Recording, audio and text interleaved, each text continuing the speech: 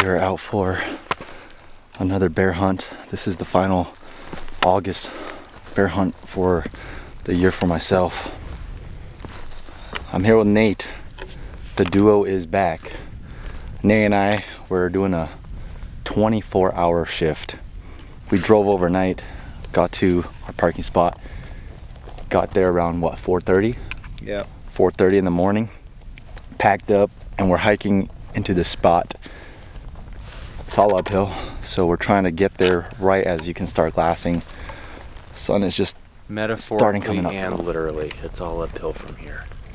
I'm not gonna make any predictions because all my predictions so far has been wrong. Hike our way up there and catch you when the sun's up a little higher.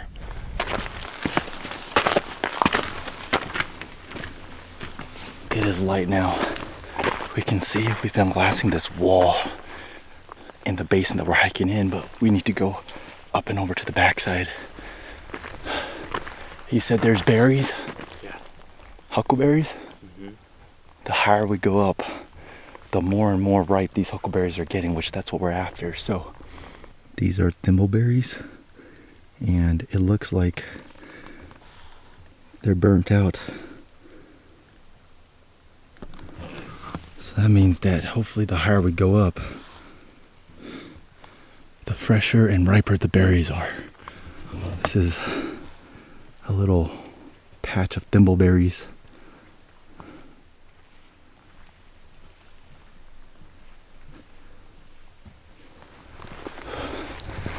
I like what I see. Got some blueberries right here, loaded.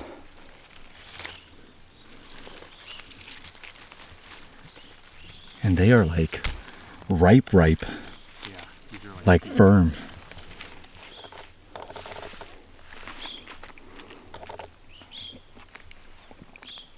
Oh, so tart.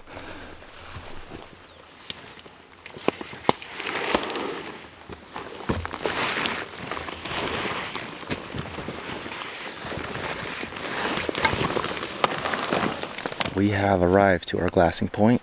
Can overlook this valley. Spend the morning here. If it doesn't produce, make my way over one basin over and glass into the next one.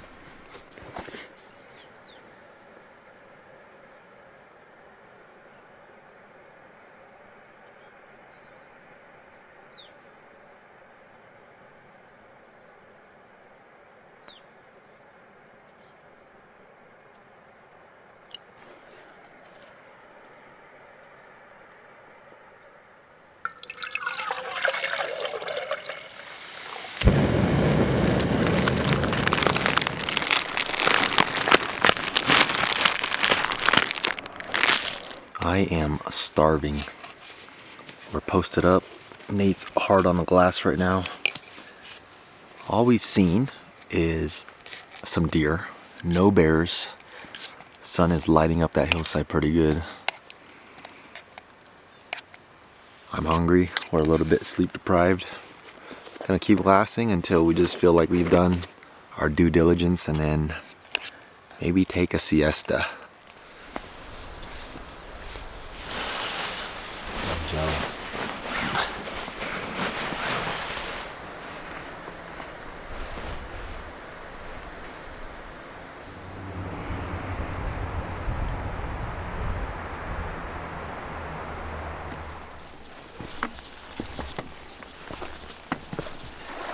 Made it to my first little creek crossing. It is super hot. This is all the water I got left, and I need to go to the back of that mountain peak, so I'm gonna grab some water here and go sit over there. It's like 2 o'clock in the afternoon, peak day. It is burning hot.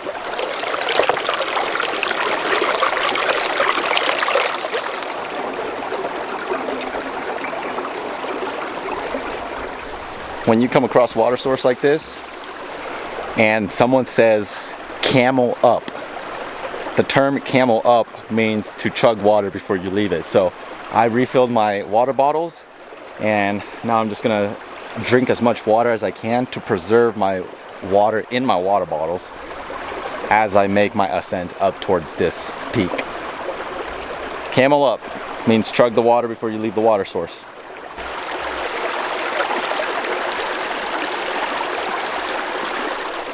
Nate and I, we split up. Nate is right behind these trees on the far knob over here, and he's glassing the original basin that we got to this morning. I'm gonna make my way over to this one saddle and overlook one basin over. That way we have visuals on two different basins for the evening, and we up our odds of someone spotting a bear. Hopefully by us splitting up, one of us spots at least one bear tonight. Just taking my time because it is so hot right now.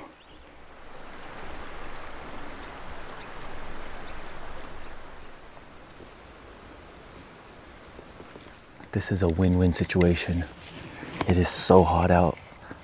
I have to take my time so I don't overheat, which allows me to move a lot slower through this timber.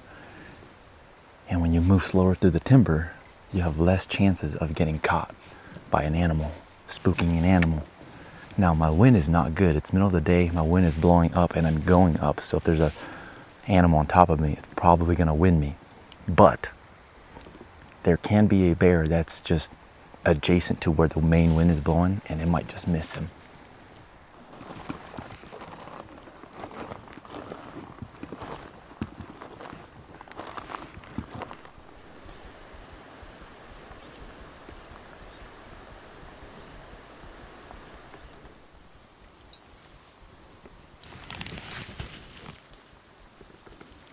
Man, this spot looks so good. I wouldn't mind sitting here for the evening, but I really want to get to that saddle up top and peek into the backside. So I'm going to walk right through this. I'll just be ready in case I have to jump shoot a bear. So here's what I've observed. Anytime there's a patch of berries that gets shaded like this throughout the day, these things are loaded, absolutely loaded. All over in this shady patch, even though it's just blocked by a couple trees, all loaded. The open stuff in the sunlight that does not get any shade throughout the day, all burnt out. So that kind of tells me that like these bears, if they're feeding on these berries, they have no reason to show themselves out here where we want them to be. So might have to switch our tactics from glassing from the wide open into timber edges, or try to find a gap through the trees, or in some cases next to a tree out in the middle of the opening like this. But these berries are popping in here. Like, this is excellent berry production right here, but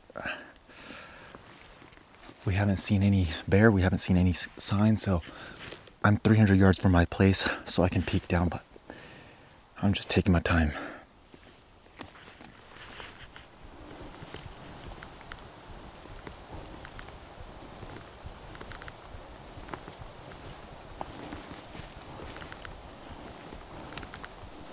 All right, it's 5:41, and as you guys know, Samong and I split up.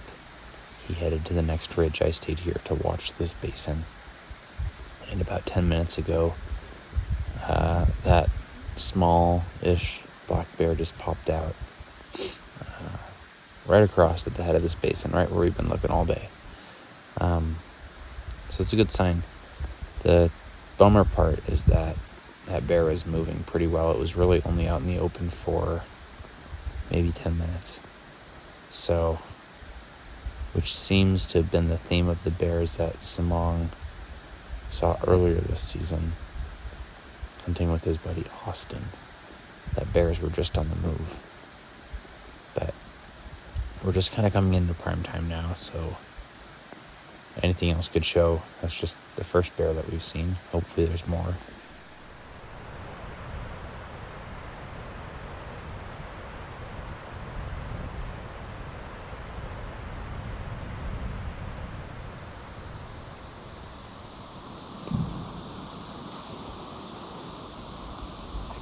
It is 7:32. I just picked up what I think is the same bear, although he showed up coming back the other direction about 2,000 feet up and a mile away from where he was. And he's currently feeding across this rock face about 50 yards below a mule deer. And they are each just completely unfazed. He's not a big bear, she's not a big bear. I don't even know if they know each other's there, but pretty cool.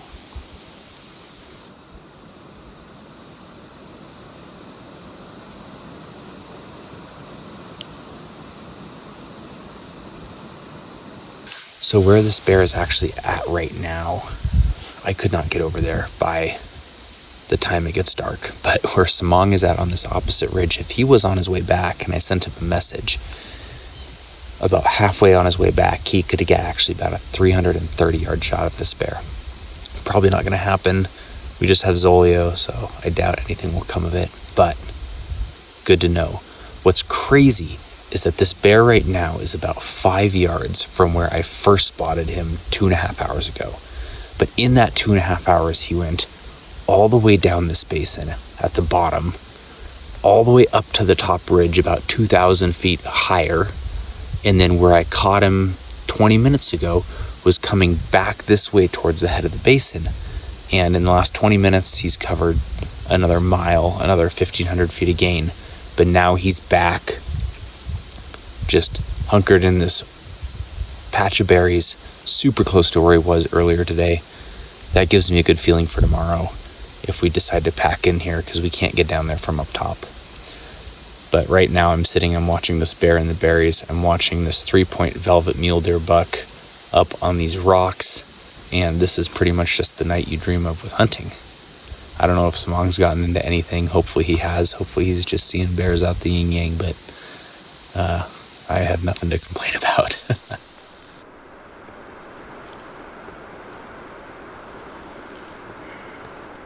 It is quite demotivating to be overseeing this much country, and not just any country, but prime country where you know it has all the right habitat for a bear to want to live in, and absolutely turn up nothing. We're approaching last light here, and I'm about to pack up here and start working my way back to Nate. I have 3 miles just to get back to Nate, and then we have to hike out. All the puzzle pieces that I've gained so far have pointed back to these bears timbering up, which means that our primary method of spot and stalk, where you get up on a vantage point like this, you oversee a lot of somewhat open country and try to spot a bear in that open country and then put a game plan on. It might not be as effective versus still hunting through the timber, or maybe doing a calling setup.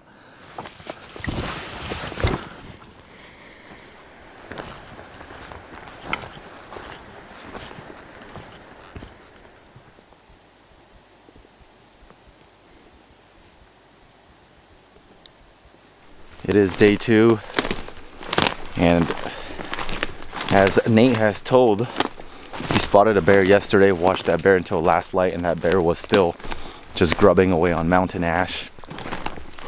And we're going in from the bottom because there's no way down from the top. And if you have recognized by now, this is the same exact spot where Nate killed last year. So up top is simply a glassing point.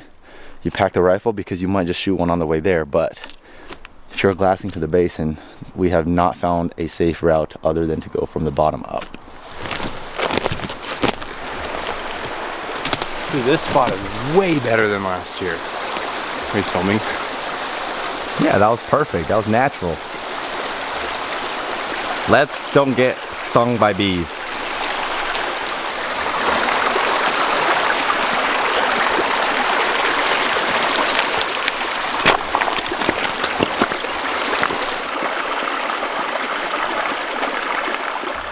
Hey Nate, you have something you want to tell the people? Yeah, I'm sure you probably could cut back right to where I left it, but I have no bino harness, which means I have no binos, rangefinder, headlamp, and extra ammo. This guy just wants me to do it all. So those like 3 of the 4 things that you make sure you have in your hunt when you leave the house. But when you have a super prepared friend with you like Samong, who has 2 headlamps, has binos, has a rangefinder, An extra gun. I think we can make it work. We'll be all right. We'll be okay.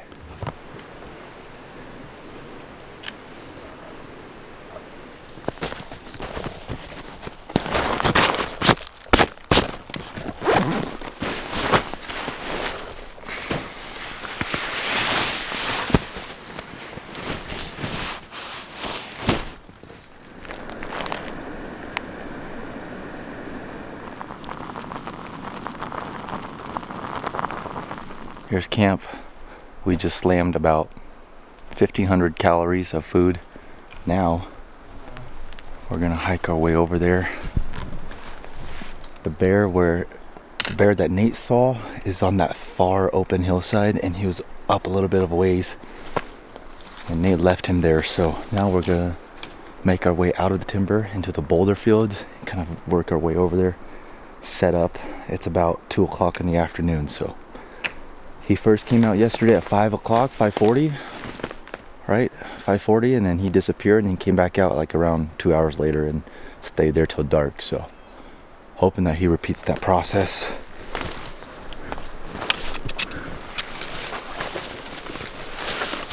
These are what he's eating.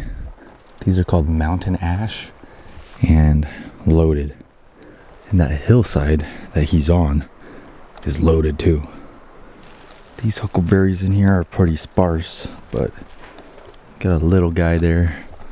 Just a random one there, but pretty dead.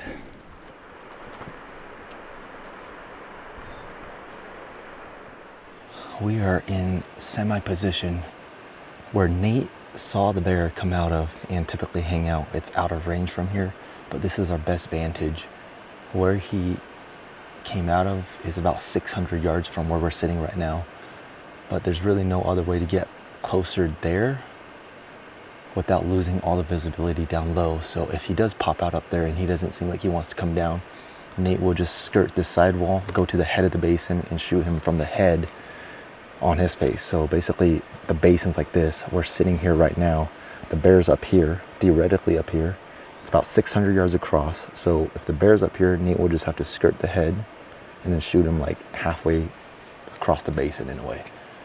But if you look around me, there's all these mountain ash berries, which they look extra ripe. And that whole hillside that bear is on is full of them. I mean, you can see clear eye, just like red popping, red and orange.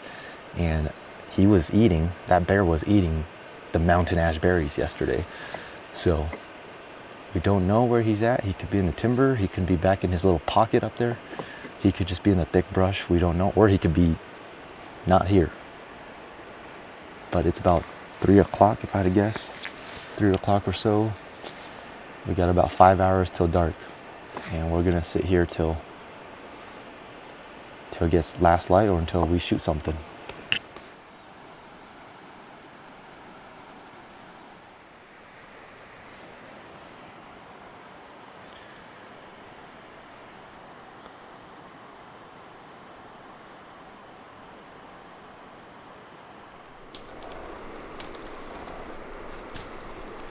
Game plan is simple. Head back to our glassing rock. Hopefully see a bear. Shoot the bear.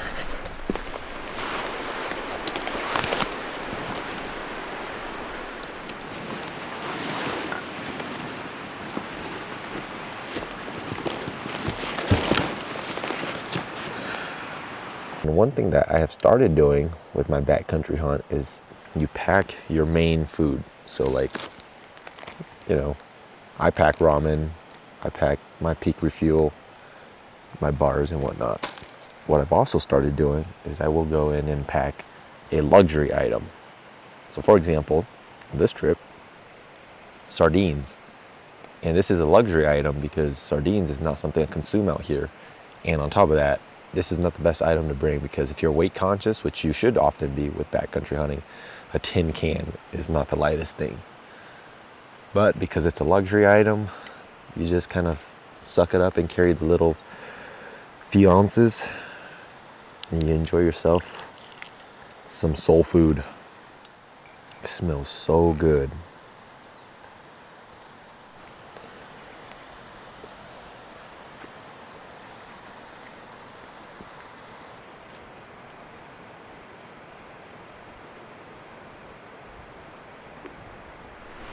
Well, it's starting to drizzle, so we decided to put up the Argali Talus tarp, which we have it pitched with some stakes on the back because we are on a hill, and then the front, that's a trekking pole, with a trekking pole, and then in the center we have a stick just to give us some headroom, and on the side to give myself some more clearance we also put a stick over there. So starting to drizzle, and now we can overlook our hillside over there with protection from the rain. It hasn't rained hard, but I guess it's better to prepare now in case the weather does decide to roll in.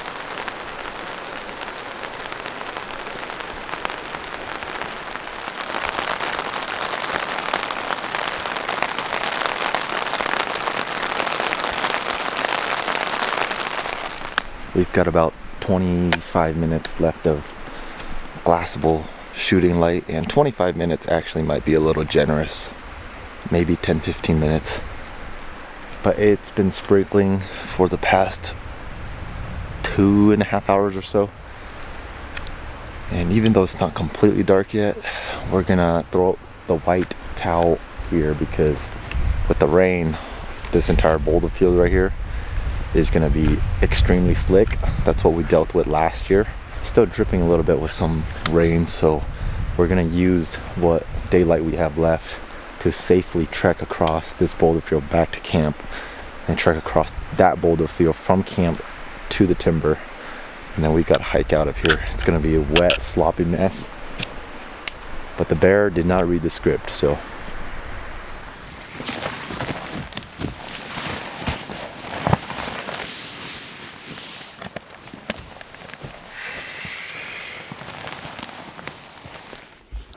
hey, look, Nate found real gold. His gun's over it, but that's his bino harness.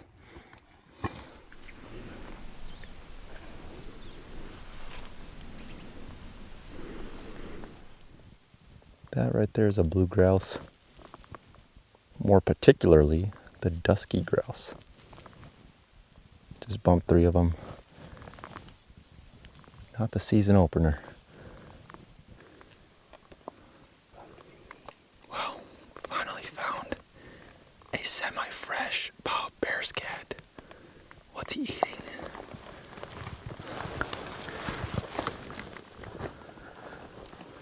I mean, definitely some seeds. Looks like some fur, berries, and maybe a rabbit or something. Kind of old, maybe a few weeks old.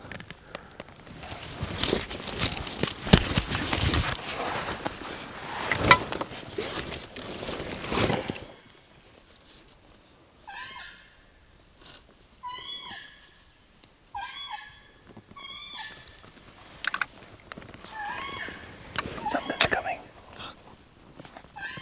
It's a deer. Really? Yeah, right down there. I think it's a deer. Yeah, it's a deer. She's gonna come right through here. Just stay low. Yep, I see her. That was so fast. You still see her? No.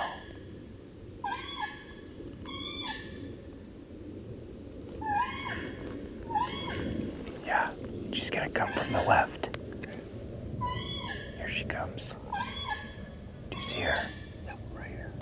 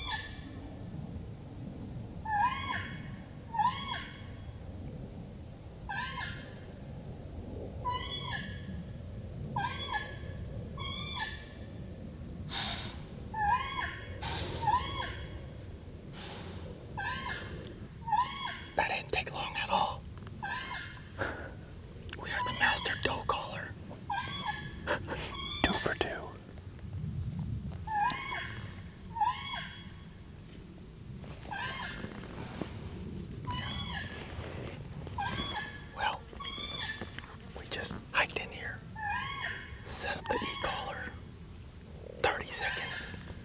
Emil Deardeau comes to check us out. She's still blowing right there.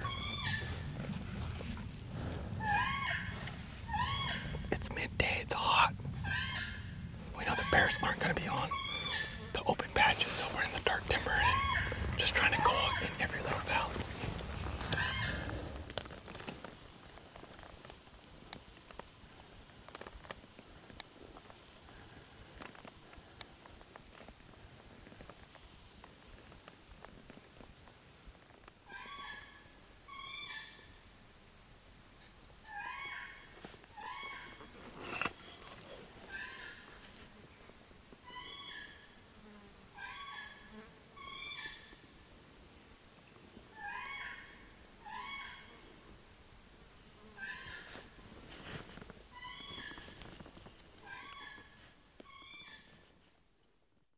This is our last ditch effort, final morning.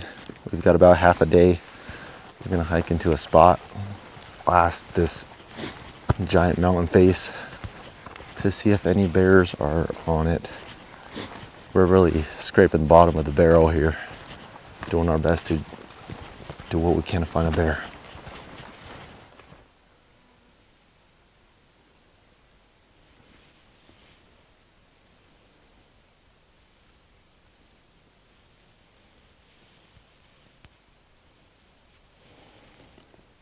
All right, let's see here.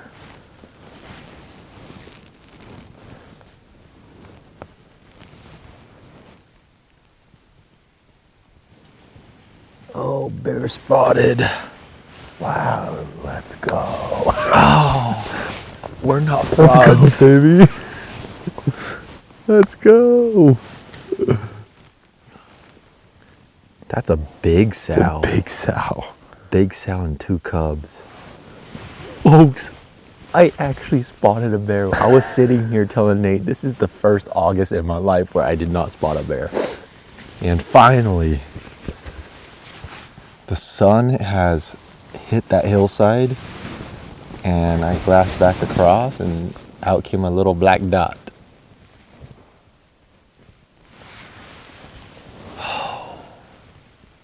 It's a sow and 2 cubs, so obviously we can't shoot them, but I don't think you guys fully understand just how relieving it is and satisfying it is to finally lay eyes on a bear, or in this case, bears. We are a couple days from September, and it's taken me this long to glass up my first bear of the season. I've seen bears with other people, but I wasn't the one glassing it up. That is a really big sow. Freaking huge sow, dude. That's one of the bigger sows I've seen. Those cubs are also like almost ready to split. Yeah, I think those cubs are not this year. No way. I think they're last year's, so. That sow is huge, dude. Right in a berry patch. Every single day that has passed, our bar has just gotten lower, sunk. We're at a point now where even just seeing a bear, even though it's not a bear we can go after, it's so like satisfying. Like I could die a happy man now. The feeling I have right now is like when we saw does on day 4 or 5 of high buck in 2022. I think you said you could die a happy man then as well. It's like you become so depraved of it that at some point, anything, even a little bit, is like, I'm grateful for it. I just enjoyed watching them. It's like, this season has been just a really weird season. All the food sources you can ask for. And in all the places where it has those food sources, haven't seen a bear. Huckleberry patches, haven't seen a bear. And when it's like, you're not seeing bears in these common or these patternable spots for nearly a month straight, you start to wonder, like, what's really going on? Am I just not timing it right? Am I just not hunting the right spot? Or is there something going on? A lot of questions. But finally, this sow and these two cubs are somewhat acting how I feel like a typical August bear would act in my experience, which is they're feeding out in this open hillside in a clump of berries. I mean, there's some huckleberries, but right now a lot of huckleberries are already on their way out. But the mountain ash, man, they are littered everywhere. And that's in fact what they're eating. So we'll keep our eyes peeled. There might be other bears around.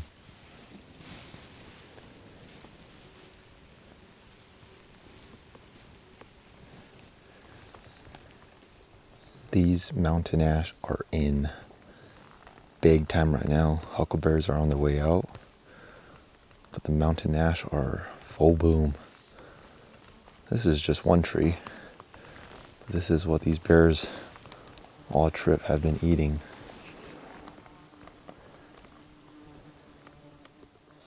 We just accomplished a very tough week of bear hunting.